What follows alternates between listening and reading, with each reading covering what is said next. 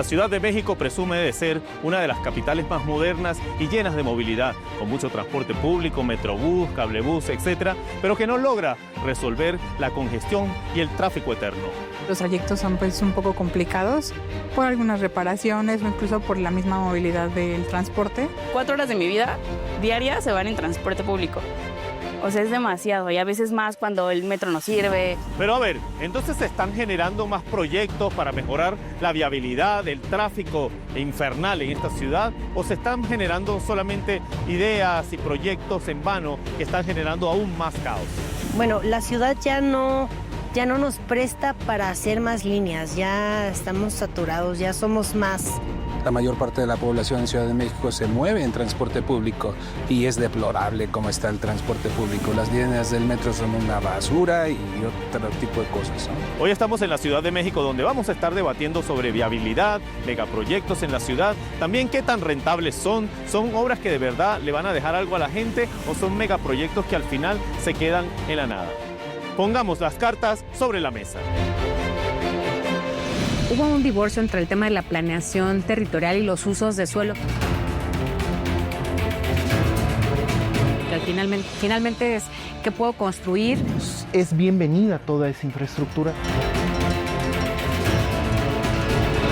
Sin embargo, sí llega varios años tarde, pero al menos por fin parece ser que se destrabó y se aceptó. La gente tiene modos de transporte. Hay mucha oferta ahora, pero muchos de esos modos no están interconectados.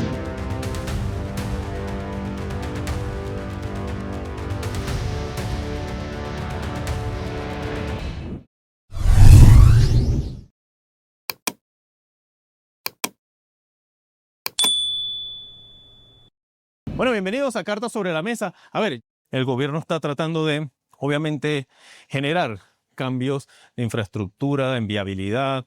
También en el tema del agua es muy importante, que también quiero que me hablen un poco de eso, de lo que se está haciendo. ¿Cómo abordan ustedes esta situación a la hora de inversión aquí en el país? ¿Piensan ustedes que en los últimos sexenios se está invirtiendo en infraestructura acá? ¿Y qué tan positivo es, obviamente? Yo creo que sí han habido avances importantes en la movilidad de la Ciudad de México, de la zona metropolitana, en algunos estados también, pero falta mucho porque creo que las ciudades se han expandido mucho más rápido y que la infraestructura de transporte público, por ejemplo, no la ha alcanzado. Hay cosas, pero todavía no es suficiente porque la Ciudad de México, pues las personas que la habitamos no entendemos esa distinción de, cruzo de una calle a otra y ya no estoy en la Ciudad de México, en Cuatro Caminos, por ejemplo, si no estoy en el Estado de México, para quien la habita es toda un conjunto. Conjunto. Bueno, y para el que la visita también, porque a mí también me dice, no, es que no está, esto ya no es la... Yo, ay, mira, esto es todo lo mismo, yo no siento que haya salido de la ciudad. Pero esto, dentro de todo, un poco, precisamente, una cosa es la Ciudad de México, otra es el resto de México, ¿no? Esta ciudad es un gigante, es impresionante. Está sobresaturada. ¿Ustedes creen que se puede solucionar los problemas de viabilidad de esta ciudad, de congestión, simplemente con, no sé, con poner obras nuevas? Ya no es como demasiada gente. Bueno, solo para comentar, este Mundial 2026 nos alcanza en un momento donde la Ciudad de México de por sí ya había llegado a un momento crucial de su límite de operatividad dentro de las condiciones existentes. Me explico, el metro, si bien es un proyecto en la Ciudad de México con gran recibimiento, es un sistema que ya estaba en su límite, se encuentra así. La Ciudad de México de los años 50 y 60 creció de una manera afuera de toda proporción, abarcó ya 3 estados. Incluso un municipio del estado de Hidalgo al norte es Ciudad de México. Entonces, desde hacía unos años llega la inversión, la reinversión del gobierno. Por ejemplo, por primera vez vamos a poder ir en tren a la zona de corporativos de Santa Fe.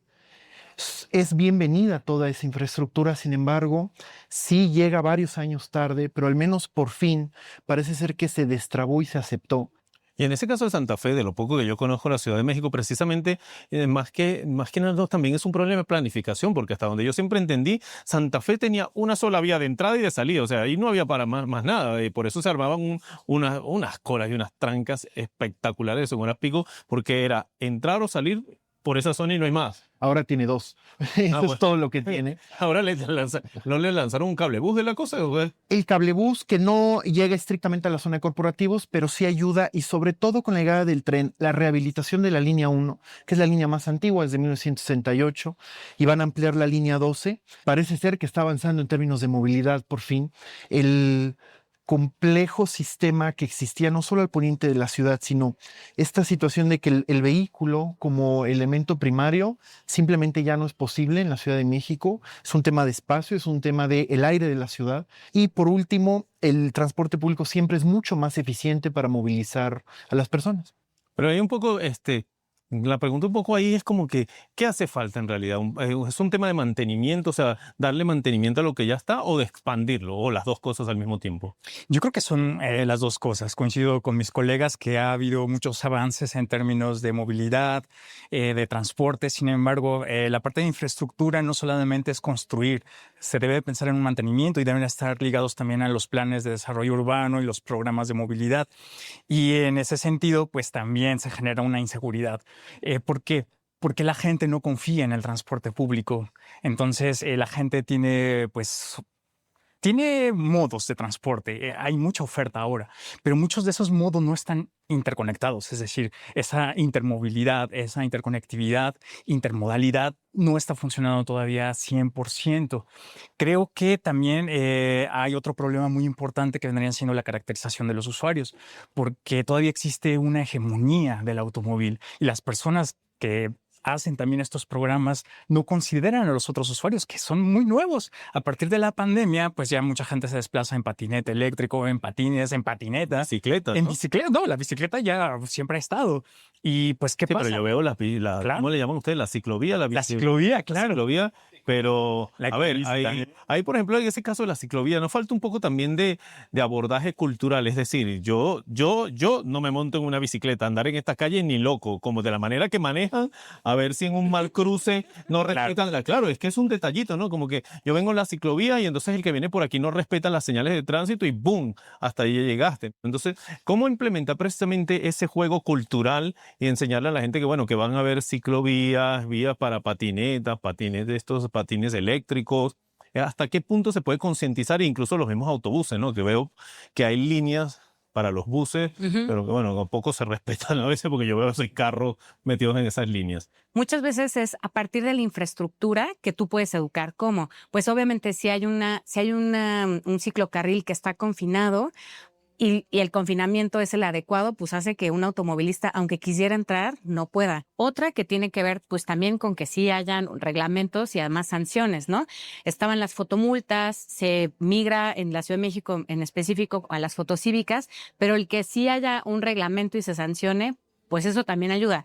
Y la otra es, sí es una ciudad que aunque ha mejorado bastante, o sea, por ejemplo, haber integrado el sistema de bicicletas públicas que ya tiene pues casi 20 años, ayudó mucho a que pues la bicicleta fuera una opción de un transporte y que además se pudiera estar conectado. ¿Qué planes hay en ese sentido? Porque siempre se escucha precisamente de todos los sistemas integrados con el metro, las ciclovías, que también a mí me parece que sigue siendo todavía un tema un poco clasista, es decir, en Polanco, en Roma, en la Condesa, sí, pero en Tepito no hay ciclovía, me imagino, ¿no? O sea, entonces, ¿cómo se integra los diferentes factores sociales para que haya un sistema de transporte pues, unificado que no distinga de clases sociales? Eso es muy importante lo que estás diciendo, y se planteó desde el principio históricamente para nuestros amigos que nos ven. Antes la Ciudad de México se llamaba Distrito Federal y el Estado de México. Eran entidades que no se hablaban, es increíble, pero caminaban a velocidades diferentes. Y la zona metropolitana de la Ciudad de México tiene una característica muy peculiar. La Ciudad de México es habitada en promedio por 8 millones de habitantes. Desde el terremoto de 1985 se quedó así. Pero la zona metropolitana creció hasta los 16 millones. El viaje más común es de la zona metropolitana, Ciudad de Nezahualcóyotl, Chalco, Naucalpan, los municipios que nos rodean, Ecatepec, hacia el centro de la Ciudad de México. Y en efecto, el transporte público que se ha modernizado, en el que se ha invertido, en donde hay Ecobici, que es un mapa muy desigual, es en la zona central de la ciudad, el del centro histórico hacia Polanco, donde nos encontramos, pero el resto está absolutamente desatendido. Eso es muy importante y por primera vez, quizá en 30, 40 años, las dos entidades se están empezando a hablar, quizá por temas ya políticos, que hay una afinidad, pero la Ciudad de México y el Estado de México al fin comienzan a tener planes en conjunto. Entonces, un poco, digamos que uno de los principales factores acá, ahora que se está hablando tanto de proyectos, y yo escuchaba a la presidenta Sheinbaum en sus mañaneras precisamente destacando que se está ampliando esto, la línea 1 creo que ya se terminó la fase de renovación. Ya sin embargo. Es algo que ustedes piensan un poco como que, no sé, como que dentro de todo le falta una planificación real de calculando la expansión de esta ciudad, lo que tú decías de cómo la ciudad se va abriendo. Y claro, ya el casco histórico ya no es la Ciudad de México, ya es todo lo demás. ¿Cómo haces precisamente para no dejar estas zonas abandonadas? Es que yo creo que, perdón, hubo un divorcio entre el tema de la planeación territorial y los usos de suelo, que finalmente es qué puedo construir en cada terreno, ¿no? Y que justamente hubo este divorcio entre la planeación del transporte público, que se dejó un poco al azar, no al azar o a que se resolviera entonces con transporte concesionado, o sea que operadores privados lo pudieran llevar. En muchas ocasiones está el modelo todavía muy presente, que es el de hombre camión o persona camión, que es: yo soy conductora, compro una unidad, la registro y entonces tengo una ruta. Y entonces imagínate, hace un momento preguntabas, ¿cómo se puede mejorar? O sea, hoy en promedio se realizan 14 millones de viajes dentro de la Ciudad de México, no toda la zona metropolitana, ahí los números difieren un poco, pero dentro de esto, 5 millones se hacen en metro.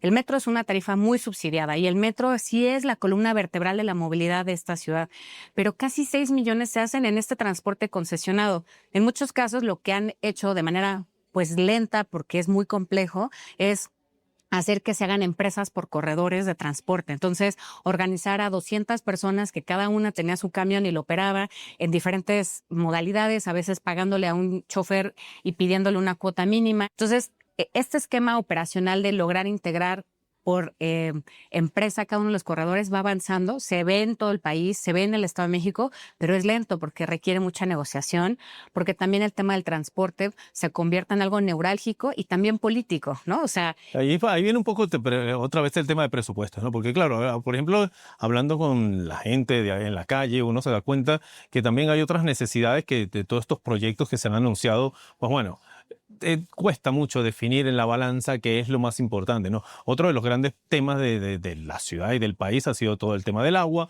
La presidenta también estaba anunciando la semana pasada toda una ampliación y todo un cambio y una reestructuración, incluso de mantenimiento, creo que era, si no me equivoco, en zonas de Acapulco, en donde se estaban dando unas tuberías nuevas, etcétera, etcétera. Eso ha sido también un tema aquí en la Ciudad de México y veo que siempre hay como marchas y protestas de ambos lados. Entonces, la gente, ¿ustedes qué creen que valora más a la hora de la verdad? ¿La movilidad y el transporte o el agua en este caso? Yo creo que tendrían que hacer ambas cosas, retomando un poquito lo que han dicho mis colegas. Por ejemplo, lo que pasa en los transportes concesionados también responde a una realidad socioeconómica, porque muchos mototaxis, bicitaxis, la gente se tiene que mover y no hay transporte público que llegue a esas zonas. Ni siquiera a veces hay caminos que puedan llegar a esas zonas, más que una moto sí podría hacerlo, o una bicicleta. Eso es la Ciudad de México. Eso es en la Ciudad de México. Ahora, hay otro tema que no se abordó, que creo es fundamental para poder resolver cosas de asuntos de movilidad, que es la sostenibilidad. Aquí en Ciudad de México, pues históricamente era una ciudad, una cultura que convivía con el agua directamente. Había estos pozos reguladores, se separó el agua dulce del agua salada. Bueno, en la Ciudad de México se supone que, no sé, de siglos atrás era un lago enorme, ¿no? Cultura acuática que, pues, cuando llegaron los conquistadores se envidiaron, ¿no?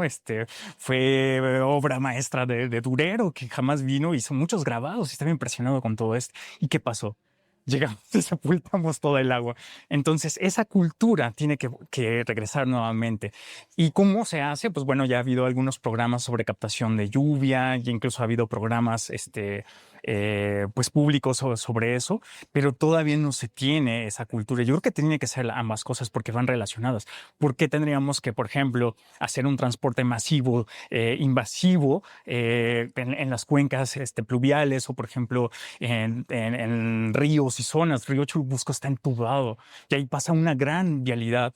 No se tuvo ese estudio. ¿Qué podemos hacer ahora para rescatarlo? No vamos a tirar esa infraestructura, sería desperdiciar el dinero, pero tendríamos que hacer un plan consistente que pueda equilibrar ambas partes. El tema del agua es muy interesante porque el agua de la Ciudad de México esencialmente viene de dos sitios. El sistema Cutzamala, que nos lo mencionan, pero en realidad solo aporta el 30%, y es un sistema de 7 presas, que operativas en realidad son 3, Villa Victoria, Valle de Bravo.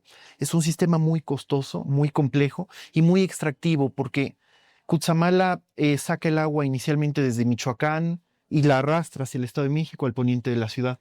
Pero el otro 70 lo sacamos del subsuelo.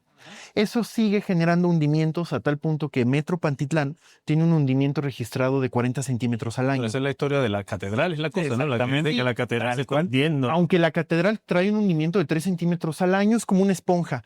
Pantitlán, que es la zona que más se hunde de la ciudad, tiene 40 centímetros al año, y Chalco, por eso las casas tienen grietas. Ahí, como bien dijo Oliver, las acciones tienen que ser en sí colectivas, porque somos muchos los que vivimos aquí y es mucha el agua que hace falta.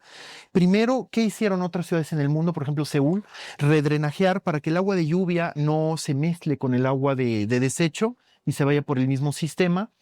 Y en segundo lugar, sí tenemos estos proyectos que urgen ya, que se logró en Canal Nacional, pero de recuperar los ríos históricos. Al final, en medio del viaducto va un río, el río Churubusco, el río de la Piedad. Pero también hay muchas críticas porque hablan también de la cantidad de fugas que se podrían evitar debido por la falta de mantenimiento, y a lo mejor empezaron que incluso por tapar estas fugas sería un paso importante porque creo que los porcentajes son altísimos. Se estima que el 30% del agua se pierde en fugas. Pero hay otra parte también que me parece muy importante, y es la Ciudad de México. Si pensáramos solo en estas 16 alcaldías, 9 millones de personas, parece como una pera.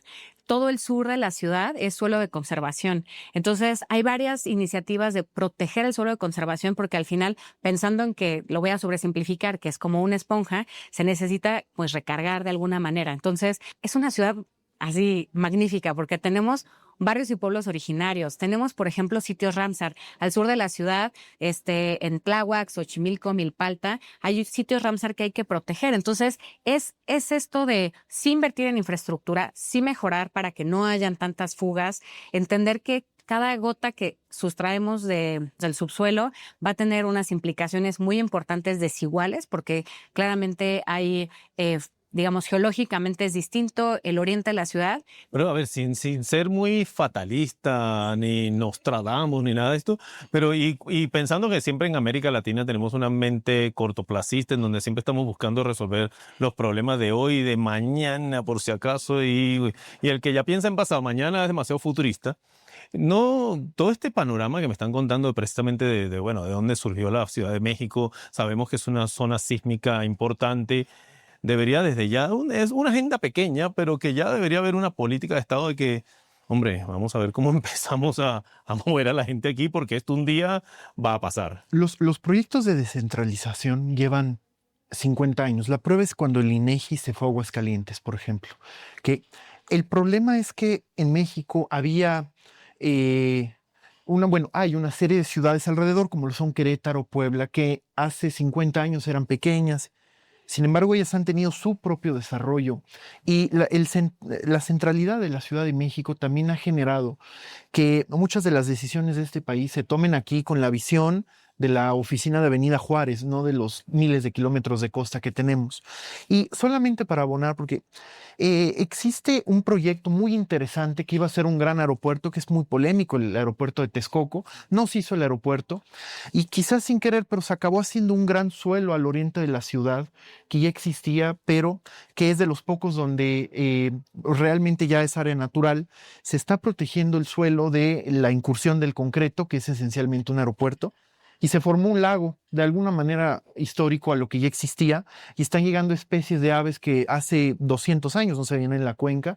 El terreno es enorme, el Parque de Texcoco. Entonces se acabó volviendo un ejemplo de protección del espacio dentro de la mancha que sigue creciendo, como ejemplo de que sí se puede de alguna manera proteger el espacio que le queda a los suelos de recarga de la ciudad. Bueno, y de prueba de que la naturaleza viene. Y de que la viene con naturaleza ganas. viene. En menos de un año se empezó a formar el lago. Eso es algo que a todos, incluso ciertos biólogos nos decían, lo suponíamos, pero no tan rápido. Entonces, sí es una ciudad que definitivamente está encontrada y obligada a convivir con su cuenca en vez de combatirla. A mí me gustaría complementar con algo bien importante que no siempre se toma en cuenta porque tenemos un modelo de ciudad eurocentrista, que es la ciudad compacta. Aquí en Ciudad de México, al contrario, compactar el suelo arruina la capacidad de soporte. Entonces vienen más hundimientos, vienen rupturas y el agua. El agua también tiene una parte de salud, porque ya estudios de la Universidad Nacional Autónoma de México lo han comprobado, que si se extrae agua del subsuelo también vienen cargadas de metales pesados, Sí. que son muy nocivos para la ciudad. Entonces, en ese sentido, como comenta Luis, pareciera que estamos condenados, pero tendríamos que volver a recuperar esa cultura hídrica que alguna vez nos caracterizó para que no condenemos nuestra subsistencia a las generaciones futuras, que es justamente el enfoque de la sostenibilidad. Bueno, y ahí pasándole ya otra vez ya la responsabilidad al gobierno y no solo al gobierno actual, después de su sexenio, el gobierno que venga, precisamente ¿qué es entonces más prioritario para esta ciudad? Seguir expandiéndose, reparar lo que ya está, construir cosas nuevas, ampliar el transporte, cuidar el agua. Si ustedes estuvieran sentados ahí en el gobierno, ¿por dónde creen ustedes que irían los tiros? Pues yo creo que hay tres cosas, digo, hay muchas, pero hay tres que están asociadas. Uno, definitivamente sí es la gestión del agua, la gestión hídrica. Eso es fundamental porque si no, no va a haber un futuro. Esa gestión hídrica va de la mano con proteger el suelo de conservación y generar más suelo que esté protegido, porque al final lo que hay que frenar es la expansión urbana. Hay otra cosa de la que se habla mucho, pero también han habido pocas soluciones, que es el tema de la vivienda. Porque en gran medida parte de este fenómeno de expansión tan grande que se ha dado es que la ciudad se ha encarecido mucho. Entonces, Karina, tú eres muy saboteadora. La semana que viene vamos a hablar del tema de vivienda. De vivienda. Ya me está dando... Pero un segundo eje muy importante, yo definitivamente sí creo que es el tema de la vivienda. Y el tercero es el tema de la movilidad. Y yo creo que esos tres, o sea, entender en la parte hídrica, pero también ecosistémica en general de esta relación positiva que tendría que haber entre la ciudad, la naturaleza, el agua. Y ahorita justo mientras estamos hablando está el Plan General de Desarrollo de la ciudad, que es esta visión para los próximos décadas en discusión. Esto es algo que se ha intentado en varias administraciones sacar. Siempre al final no resulta porque es un tema muy polémico y muy complejo, pero que todas las personas nos involucremos porque también nos quejamos un montón cuando podemos quejarnos y tenemos el tiempo de quejarnos, pero es más difícil participar y luego que hayan mecanismos eficaces, reales de participación. Pero yo sí invitaría pues a tu audiencia, si viven aquí en la Ciudad de México, pues a que se manifiesten a favor de lo que quieren o no de su ciudad en una visión a futuro, porque si no nos involucramos, pues le estamos dejando todo el poder a los gobiernos que van a cambiar, que van a tener pues diferentes ideas de lo que puede ser un buen... Sí, que no hay una política clara de Estado a estos temas que deberían ser incluso temas de interés, no solo de la Ciudad de México, sino nacional, porque al final, si llegase a haber, digamos así, una especie de exilio fuera de la Ciudad de México, las otras ciudades van a tener que absorber esta población y obviamente eso va también a generar problemas y obviamente muchísima planificación para poder, obviamente, integrar una sociedad diferente, porque definitivamente esta ciudad a nivel geográfico tiene sus cosas por atender. Bueno, nada más para abundar en lo que dijo Karina, estoy totalmente de acuerdo y sobre todo siempre tiene que ser acompañado de necesidades y soluciones a la altura del problema, porque históricamente en México, cuando llega la infraestructura ya no es suficiente, el día que se inaugura está colapsada. Y el problema de la vivienda, esta ciudad expulsa 300,000 personas por año hacia la zona metropolitana, refleja que las soluciones que hasta ahora se han tomado no son esencialmente del tamaño de las necesidades de los habitantes. Bueno, Bueno, ahí entonces para terminar, bueno, definitivamente el tema de la vivienda se ha convertido también en como ya lo habías comentado, imagínate tú, 300.000 personas que se van de la ciudad precisamente por los altos costos, por la gentrificación, por un montón de factores de los que vamos a estar hablando la semana que viene. Les agradezco muchísimo que se hayan acercado para hablar con nosotros. La semana que viene, como les acabo de decir, los espero aquí desde la Ciudad de México con otro Carta sobre la Mesa sobre la vivienda en este país.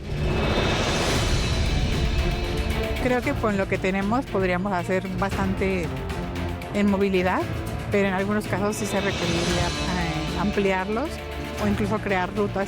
La gente también no sé si aumente, la verdad es que sí me toca mucho ver eso, que no hay camiones, que tardas mucho para tu trabajo.